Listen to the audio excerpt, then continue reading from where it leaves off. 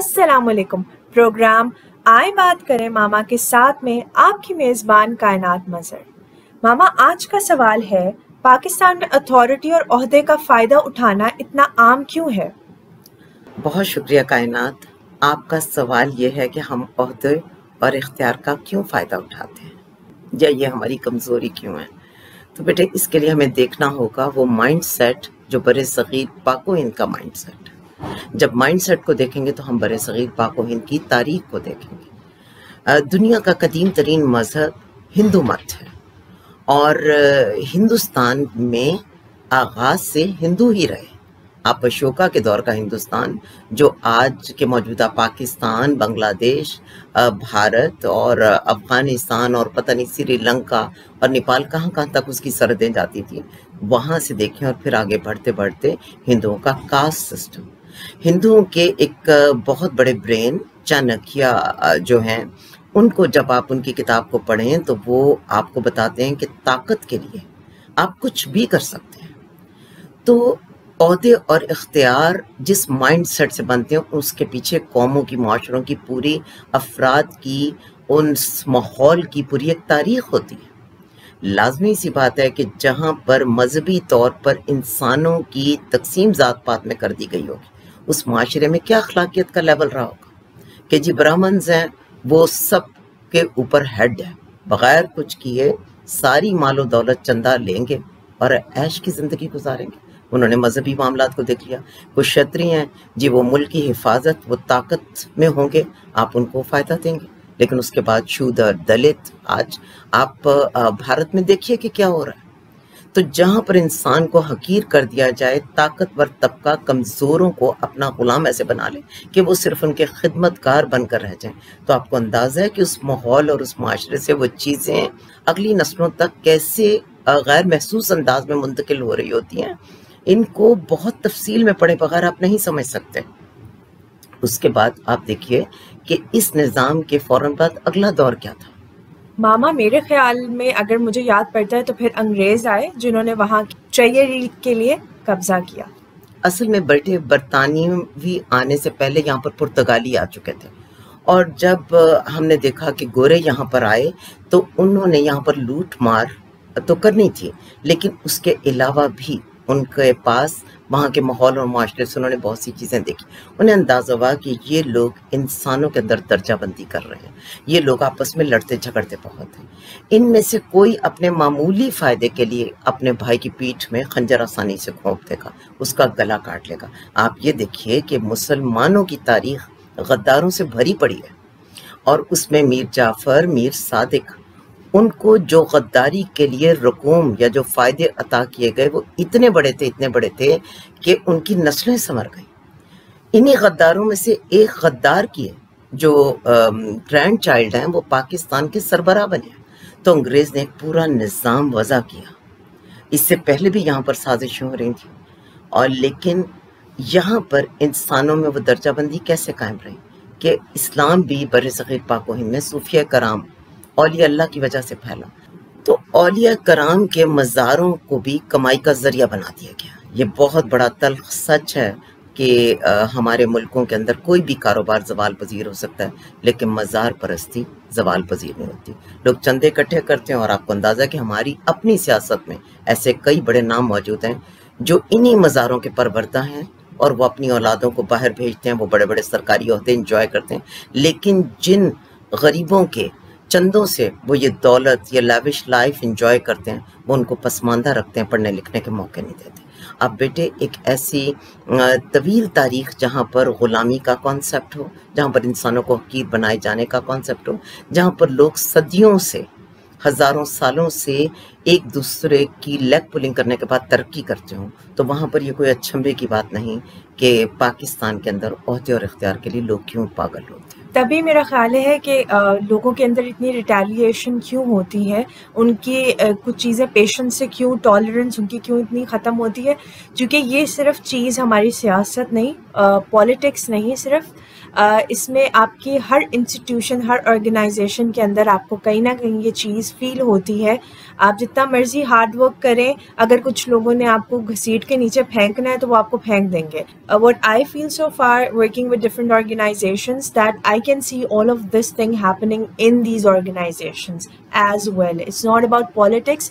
یہ ہمارے اندر کہیں نہ کہیں آ چکا ہوا ہے کہ ہم نے سکسیس کے لیے کچھ بھی کرنا ہے، کہ کئی لوگ ان جگہوں کو چپک کے بیٹھ گئے ہیں. ان کے چپک کے بیٹھنے کی وجہ سے بہت سے ایسے لوگ جو سچ میں نیڈی ہیں، ہارڈ ورکنگ ہیں، جو ٹیلنٹڈ ہیں، ان کو وہ جگہ، وہ اسپیس نہیں ملتی. سو موم، میں آپ سے ٹوٹلی ایگری کرتی ہوں.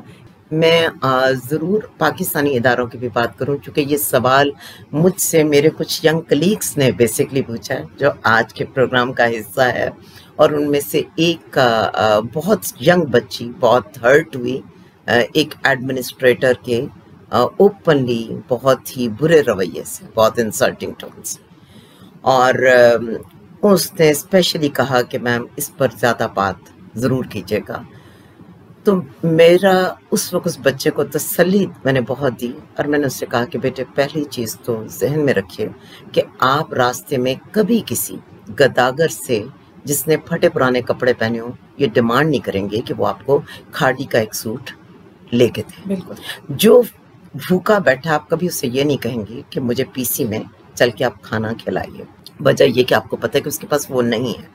تو میں نے اپنی اس پیاری بیٹی سے یہ کہا کہ آپ کیسے یہ توقع کر سکتے ہیں کہ جس کے پاس عزت اور ظرف نہیں ہے وہ آپ کو عزت دے گا اور ظرف کے ساتھ معاملات کو طے کرے گا.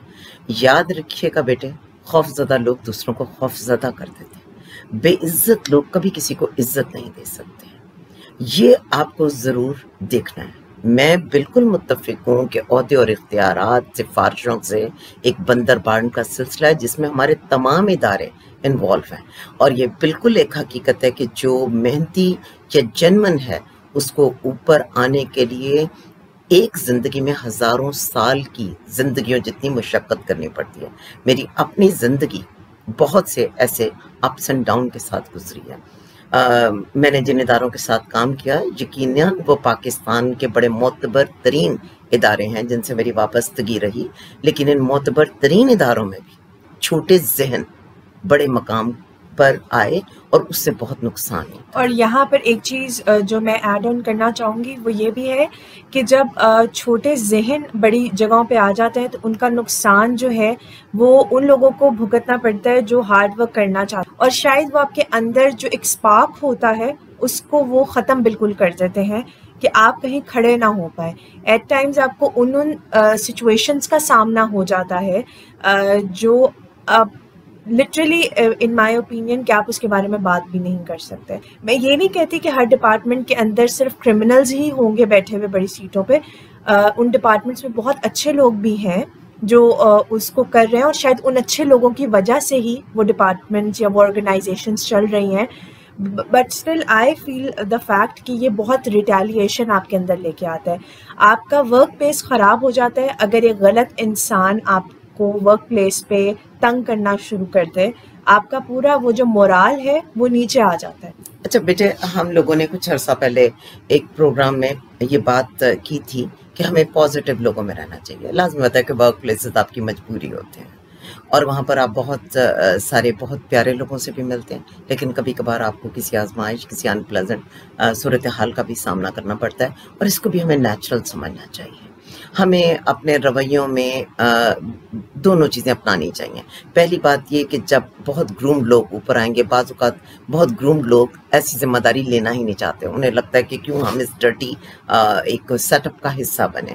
تو یہ بھی ایک غلط رویہ ہے. جو بہت پولائٹ، ویل مینرڈ یا فار گیونگ لوگ ہیں، ایک تو ان کو بھی اللہ پاک اگر کبھی موقع دے تو ان کو چاہیے اسے ویل کریں، کیونکہ ان کی وجہ سے بہت ساری خیر آ جائے گی. میرے بہت سال پہلے کسی ایک ادارے میں جب مجھے میرے شعبے کا ہیڈ بنائے جانے کی بات ہوئی اور میں نے اس کو ریفیوز کیا، تو آپ نے یہ بات مجھے کہی تھی کہ آپ کو یہ آفر اس لیے قبول کر لینی چاہیے کہ آپ کی وجہ سے بہت سے لوگ خیر پا جائیں گے. لیکن میرا یہ خیال تھا کہ ان چیزوں سے اب آہستہ آہستہ میں خود کو دور کرتی رہوں، زیادہ فوکس صرف اپنے ہی جو ایک لمیٹڈ میں چاہتی ہوں کہ بس میری ٹیچنگ ہو, میرا کریٹو ورک ہو, اور جو کہ ہم یہ پلان کر رہے تھے کہ اس پلیٹ فارم پر ہم لوگ کچھ کر سکیں, تو بس میں اپنے ان پروجیکٹس کے ساتھ رہنا چاہتی ہوں. لیکن میں آپ کی اس وقت بھی بات مجھے سمجھ میں آ رہی تھی, اور میں یہ سمجھتی ہوں کہ ایک تو ایسے لوگوں کو آفر قبول کرنی چاہیے. دوسری چیز جو ایک بہت اس میں امپورٹنٹ ہے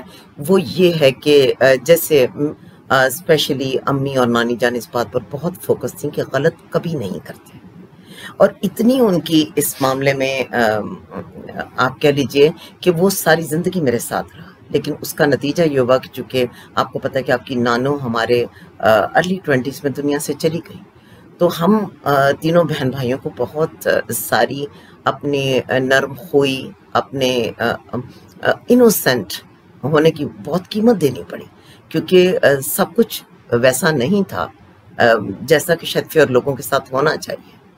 اور اس پرائس نے کہیں ہمیں وقت سے بہت پہلے تھکا دیا. مجھے جو انسومیا کا ایشو ہے اس کے اندر بھی میرے ایک ادارے کے کچھ لوگوں اور کچھ ہمارے اور قریبی رشتوں کا بڑا کنٹریبیوشن رہا, اور میں 16-17 سال پہلے اس مسئلے کا شکار ہوئی. لیکن میں آپ کو ایک چیز بتاؤں کہ میں نے بہت ساری زندگی کے اپس اینڈ ڈاؤن دیکھ کے بہت کچھ کڑوا اور میٹھا اس سارے وقت گزرنے کے بعد ایک اور چیز سیکھی کہ اپنے بچوں کو یہ سکھانا بہت بڑی بات ہے کہ بیٹے آپ نے غلط نہیں کرنا, جو آپ کی نانوں نے سیکھ ہمیں دی. لیکن میں آج آپ کی وساطت سے اپنے تمام بچوں کو ایک پیغام دینا چاہوں گی کہ میری سیکھ یہ ہوگی کہ آپ نے غلط نہیں کرنا, لیکن کوئی آپ کے ساتھ غلط کرے اس کو بھی بہت اچھے طریقے سے دین اینڈ دیئر ہینڈل کرنا ہے. دوسروں کو موقع نہیں دینا, کیونکہ آپ اچھے ہیں اس کا مطلب ہرگز یہ نہیں کہ دوسرے بھی اسی اچھائی کے ساتھ آپ کی خیر کریں گے. میرے خیال میں میں نے آپ سے جتنا سنا اور ہمیشہ سنتی آتی ہوں وہ بہت مجھے لرن کرنے کا موقع دیتا ہے. But I would and this thing here کہ پاور اور عہدہ جیسے آتا ہے ویسے چلا بھی جاتا ہے, ہر عروج کو زوال ہے.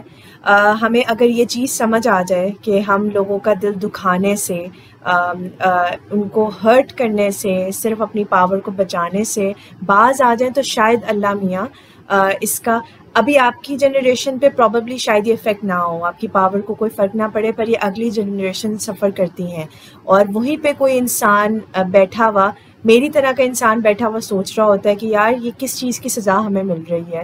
اور ایک چیز اور یہاں پر ایڈ کروں کہ سب سے اچھا ٹپ یہ کائنات مظہر کا ٹپ ہے جو اس نے تھوڑا تھوڑا استعمال کرنا شروع کر دیا ہے, اور وہ یہ ہے کہ be diplomatic. I know sometimes آپ سچ لوگوں کے منہ پہ مارنا چاہتے ہیں, اور آپ چاہتے ہیں کہ انہوں نے اگر آپ کے ساتھ یہ کر دیا تو آپ بھی آگے سے ان کو جو ہے نا پلٹ کے جواب دیں. پر آج کے دور کے اندر, بلکہ ہر دور کے اندر, ڈپلومیسی از سم تھنگ کہ آپ کو پتہ ہے کہ غلط ہو رہا ہے, آپ کو پتہ ہے کہ یہ جینوئنلی ڈسکسٹنگ ہے, بٹ ڈپلومیسی سے یہ ہوتا ہے کہ وقتی طور پہ آپ اگر تھوڑا سا ڈپلومیٹک ہو جائیں, تھوڑا گھر آ کے آرام کر لیں, سکون کر لیں, یا تھوڑی دیر اپنے مائنڈ کو ریلیکس کریں اس ڈپلومیسی کے بعد, تو آپ بہتر اسٹریٹجی یوز کر سکتے ہیں یا اپنے مائنڈ کے اندر لے کے آ سکتے ہیں. So diplomacy is something very very important اگر ہمیں یہ یوز کرنی آ جائے. چونکہ ہمیں knowing my mom, I know it very well کہ whenever she talks to us, ہمارا کوئی پرابلم سالو کرنا ہوتا ہے, ہم ان سے کبھی بھی بات کرتے ہیں, she is very clear. She is very clear with her opinion. Although وہ چپ رہتی ہیں, ہمارے بھی منہ پہ کبھی کبھار وہ بہت کچھ کہنا چاہتی ہیں, بٹ شی اوائڈس, چونکہ شی نوز کہ اس ٹائم اگر ہمیں کچھ کہہ دیں گی وہ, تو ان کی ٹون ہمیں بری لگ جائے گی, اور اس ٹون سے پتہ نہیں ہم کیا سوچیں. So it's sometimes better to stay quiet and be little diplomatic. اور بیٹے اس میں ایک چیز اور بھی, ہمیں ہمبل کیوں ہونا چاہیے, کیوں معاف کر دینا چاہیے؟ اس لیے کہ بیٹے ہم اللہ سے یہ چاہتے ہیں کہ اس کا کرم ہم پر رہے, وہ ہمیں معاف کرتا رہے. تو بیٹے درگزر کر دینا ایک اچھی چیز ہے. ہمیں یہ ریئلائز کرنا چاہیے, آپ والی بات کے عہدے اور اختیار سب وقتی ہیں. بیٹے ہم مٹی سے بنتے ہیں اور ایک دن اسی مٹی میں مل جاتے ہیں. زندگی رہنے والی جگہ ہی نہیں ہے. سو اس میں ہر دکھ نے آ کے گزر جانا ہے, ہر سکھ نے آ کر گزر جانا ہے.